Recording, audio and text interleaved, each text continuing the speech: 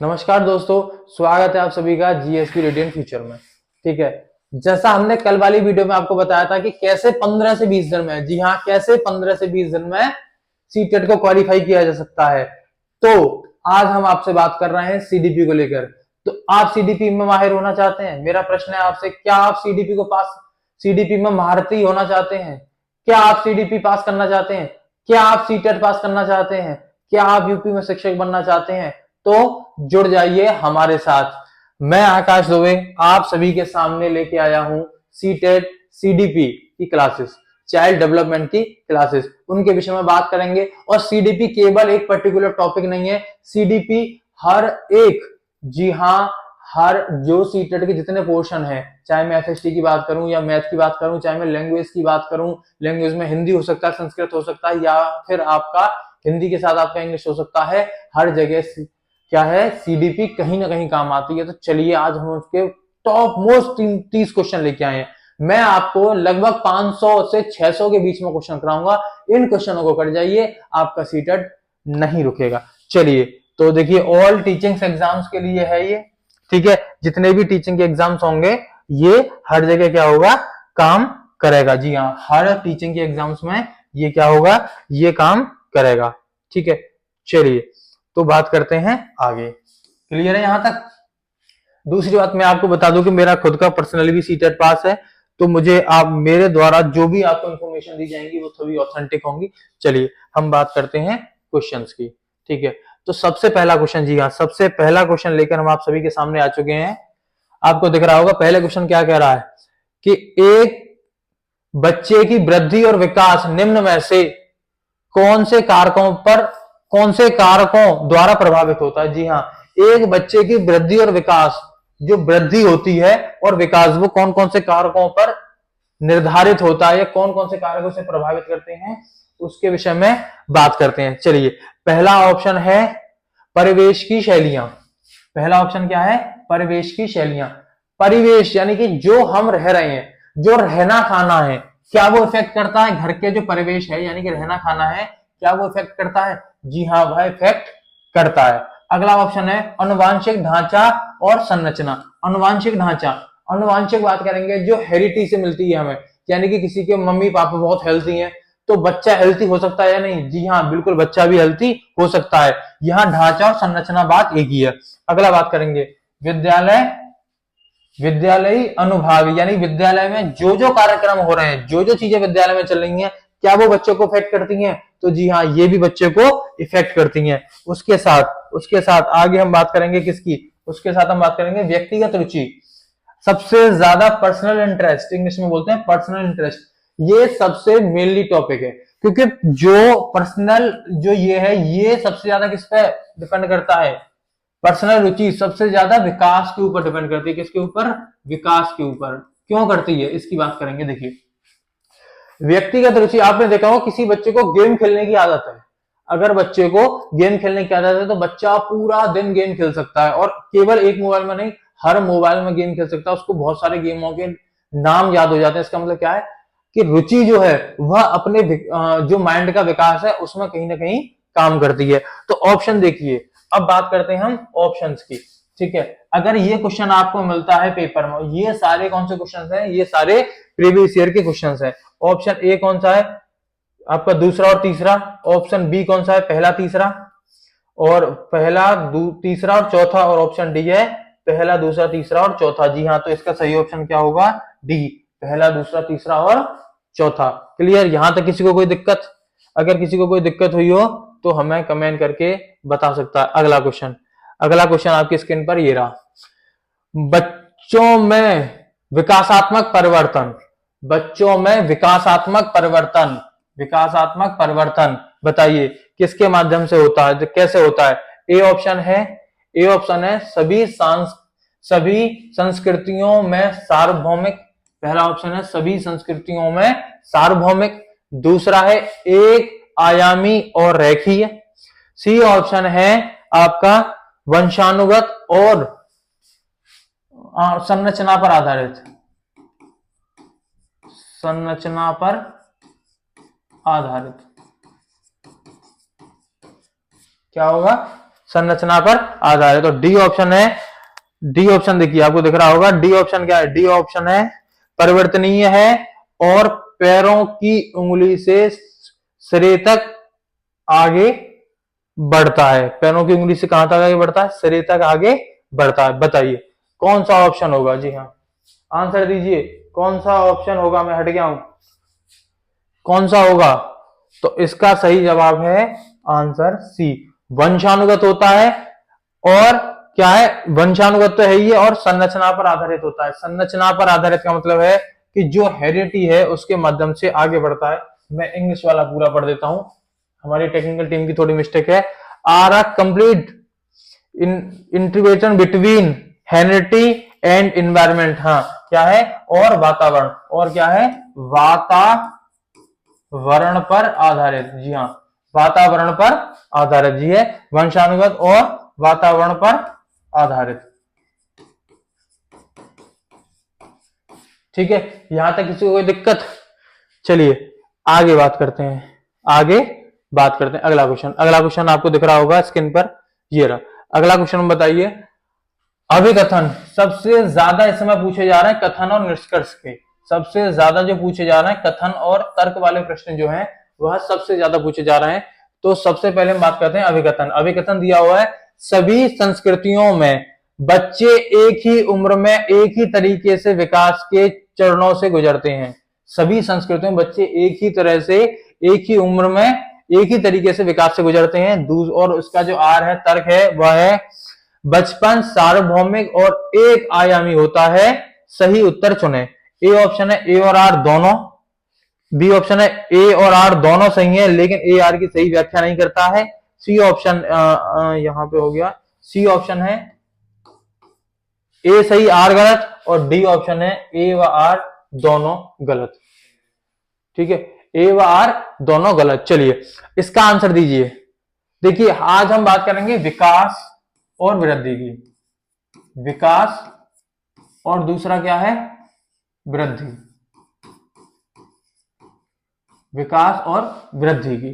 ठीक है, किसकी बात करेंगे? हम बात करेंगे विकास और वृद्धि की। विकास क्या होता है, वृद्धि क्या होती है? विकास और वृद्धि, एक सबसे बड़ी, सबसे छोटी चीज बताऊंगा, वृद्धि को हम छू के देख सकते हैं, यानी बढ़ना। यानी ऐसा मान लीजिए, वृद्धि को देखा जा सकता है। वृद्धि को क्या है, आंखों से देखा जा सकता है। आंखों से क्या है, आंखों से क्या है, देख सकते हैं। जी हाँ, देख सकते हैं, आंखों से देख सकते हैं। अब एक बच्चा है, वह धीरे धीरे बड़ा हो रहा है, तो ये क्या, उसकी वृद्धि है, इसको हम आंखों से देख सकते हैं। एक बच्चा है जो पतला सा है, कुछ समय के बाद मोटा हो जाता है, तो ये क्या, उसकी वृद्धि इसे आंखों से देख सकते हैं। विकास, ये क्या है, इसे महसूस किया जाता है, महसूस किया जाता है, किया जाता है। एग्जाम्पल में बात करेंगे, समझदारी क्या है, समझदारी। इसे क्या है, समझदारी को केवल क्या है, महसूस किया जा सकता है, समझदारी को आंखों से देखा नहीं जा सकता। ठीक है, तो इसका सही ऑप्शन क्या होगा, ए व आर दोनों गलत है। दोनों गलत क्यों है? देखिए, सभी संस्कृतियों में बच्चे एक ही उम्र में एक ही तरीके से विकास के चरणों से गुजरते हैं, बिल्कुल गलत है। हर जगह एक तरीके से विकास से नहीं गुजरा जा सकता। जी हाँ, हर जगह एक तरीके से विकास से नहीं गुजरा जा सकता है। दूसरा आर, बचपन सार्वभौमिक एवं आयामी होता है और एक आयामी होता है, बिल्कुल गलत। एक जैसा, मान लीजिए बचपन में बच्चे का विकास ऐसे ही थोड़ी होता है, एक तरीके से बच्चे का विकास इस तरीके से होता है, कभी ज्यादा कभी कम। क्लियर यहां तक? यहां तक किसी को कोई दिक्कत? चलिए अगले पे बात करते हैं। अगला क्वेश्चन है ये रहा, अगला क्वेश्चन आपको दिख रहा होगा। अगले क्वेश्चन पे हम चर्चाएं करते हैं, चौथा। अगला क्वेश्चन है, अभिकथन समाजीकरण स्कूल में ही होता है जब बच्चे स्कूल जाना शुरू करते हैं। स्कूल में ही होता है, इसका मतलब ये क्वेश्चन क्या हो गया? देखिए क्वेश्चन को आपको बहुत ध्यान से पढ़ना है, क्वेश्चन ही अपना आंसर देगा। समाजीकरण स्कूल में ही होता है, यानी ओनली, यहाँ क्या आ गया, गौर से पढ़ेंगे, ONLY, ओनली जैसा शब्द आपको यूज करना, केवल स्कूल में ही होता है, यानी कहीं और समाजीकरण नहीं हो सकता। गलत, समाजीकरण घर में भी हो सकता है, ठीक है, परिवार में भी हो सकता है, परिवार में हो सकता है, समाज में हो सकता है, समाज में हो सकता है, ठीक है। और समाज के साथ साथ कहाँ हो सकता है आपका, मनोरंजन के माध्यम से हो सकता है। जी हाँ, मनोरंजन यानी कि टीवी, टीवी और मोबाइल, मोबाइल के माध्यम से भी हो सकता है। इसलिए पहला ऑप्शन हो गया गलत। दूसरा ऑप्शन क्या है, स्कूल द्वितीय समाजीकरण की एक प्राथमिक संस्था है। जी हाँ, द्वितीय में आती है लेकिन एक प्राथमिक संस्था है, ये बिल्कुल गलत है। द्वितीय में ऐसा नहीं होता है। तो इसका ए, इसका भी डी, ए और आर दोनों गलत। इसका ये ऑप्शन सही होगा, ए और आर दोनों गलत। यहां तक किसी को कोई दिक्कत तो बताइए। आप हमें कमेंट करके बता सकते हैं आपकी समस्या क्या है। साथ के साथ हम एक मैराथन सेशन, जी हाँ, साथ के साथ हम एक मैराथन सेशन भी लेके आएंगे। वह मैराथन सेशन जो होगा, वह सेशन बेहद इंपॉर्टेंट होगा आप सभी के लिए। ठीक है, उसमें पूरा सीडीपी, जी हाँ, उसमें मैराथन में क्या है, मैं पूरा सीडीपी एक क्लास में खत्म करूंगा। क्या करूंगा, मैं पूरा सीडीपी एक ही क्लास में खत्म करूंगा। चलिए, सीमा अपनी मम्मी की आज्ञा के बिना, सीमा अपनी मम्मी की आज्ञा के बिना रसोई से मिठाई खाने में डरती है। उसे लगता है कि मम्मी को पता लगने पर उसे सजा मिलेगी। कोलबर्ग के नैतिक सिद्धांत के अनुसार सीमा किस स्तर पर है। कोलबर्ग सबसे इंपोर्टेंट है। कोलबर्ग, जेव वाइगोत्स्की, इन सभी के बारे में हम एक विशेष क्लासेस लेके आते रहेंगे। सिद्धांतों के अनुसार सीमा किस स्तर पर है बताइए। उत्तर पारंपरिक स्तर, पूर्व पारंपरिक स्तर, अमूर्त स्तर, और डी है पारंपरिक स्तर। बताइए, बताइए कौन सा सही है, बताइए। तो इसका सही है पूर्व पारंपरिक स्तर। जी हाँ, कौन सा स्तर है सीमा का, सीमा का स्तर कौन सा है, सीमा का स्तर है पूर्व पारंपरिक स्तर। ठीक है, यहां तक किसी को कोई दिक्कत, यहां तक किसी को कोई दिक्कत हुई हो तो बताएं। ठीक है, चलिए आगे बात करते हैं, आगे बात करते हैं। अगला क्वेश्चन आप हमें कमेंट्स में बताते रहिए। अगले क्वेश्चन, 6वां क्वेश्चन, छठा क्वेश्चन, जीन पियाजे के अनुसार संज्ञानात्मक विकास किस प्रक्रिया द्वारा सुगम होता है बताइए। संज्ञानात्मक, ठीक है, संज्ञानात्मक विकास किस प्रक्रिया के द्वारा सुगम यानी आसानी से हो सकता है। पहला है अनुकूलन, दूसरा है पुनर्वलन, तीसरा है पूर्वाभ्यास, तीसरा है, चौथा सॉरी कलन विधि। बताइए, तो इसका सही जवाब क्या है। देखिए, इन सब के बारे में बताता हूं मैं। सब वो पुनर्वलन, पुनर्वलन है किसी को शाबाशी देने के लिए पुनर्वलन दे रहा है आपने। पुनर्वलन पॉजिटिव भी हो सकता है और नेगेटिव भी हो सकता है। तो पुनर्वलन तो नहीं होगा। देखिए, पूर्व अभ्यास हो ही नहीं सकता। कलन विधि का मतलब ही नहीं है। देखिए, वो तो एक पर्टिकुलर मेथड हो गया। उसके साथ जो सबसे सुगम ऑप्शन लग रहा है, देखिए, अनुकूलन, अडेप्टेशन, ठीक है, ये भी नहीं होगा। तो इसका सही ऑप्शन क्या होगा, अडेप्टेशन। देखिए, अडॉप्ट कर लेना किसी को। अनुकूलन, अनुकूलन क्या है, एक वातावरण के अनुसार ढल जाना। वातावरण के अनुसार क्या है, खुद को ढाल लेना। आपने देखा होगा कि कुछ लोग शहर में रहते हैं, तो जैसे आप दिल्ली वगैरह रहे हो तो थ्रू आउट इंग्लिश में बात करते हो। आप थोड़े से अपने शहर जहां आपके रेजिडेंस है वहां आ गए, तो वहां आपकी भाषा कुछ अलग होती है। लेकिन जब आप अपने दोस्तों के साथ होते तो वहां आपकी भाषा अलग होती है। तो ये क्या है, आपने समय के साथ खुद को ढाल लिया। ये क्या है, अनुकूलन के अधीन आता है। तो संज्ञानात्मक विकास अनुकूलन के अधीन सबसे अधिक सुगमता से हो सकता है। क्लियर, यहां तक किसी को कोई दिक्कत, यहां तक किसी को कोई दिक्कत रही हो तो बताइए। चलिए आगे बात करते हैं। अगला आगे बात करते हैं, कहां तक हो गया, आगे बात करते हैं ये वाला क्वेश्चन, जीन पियाजे का संज्ञान, ये सातवां अनुकूलन, ये हो गया, ये रहा, ये है। चलिए आगे बात करते हैं। बताइए, जीन पियाजे द्वारा प्रस्तावित विशेषताओं के 7 चरणों की सही सुमेलित जोड़ी है। बताइए, जो जीन पियाजे ने 7 चरण दिए थे उनके अनुसार सही सुमेलित जोड़ी कौन सी है बताइए। ए है संवेदी चालक अवस्था, नाटकीय खेलों में संलग्न। बी ऑप्शन है पूर्व संक्रियात्मक अवस्था, स्थायित्व व प्रारंभ। सी ऑप्शन है मूर्त संक्रियात्मक अवस्थाओं को मानसिक और पारंपरिक में सक्षम। और आपका ये है डी, ये होगा डी ऑप्शन, अमूर्त संक्रियात्मक अवस्था। इसका क्या है, परिकल्पित निगमनात्मक तर्क में सक्षम। बताइए कौन सा है, बताइए कौन सा है, बताइए कौन सा है।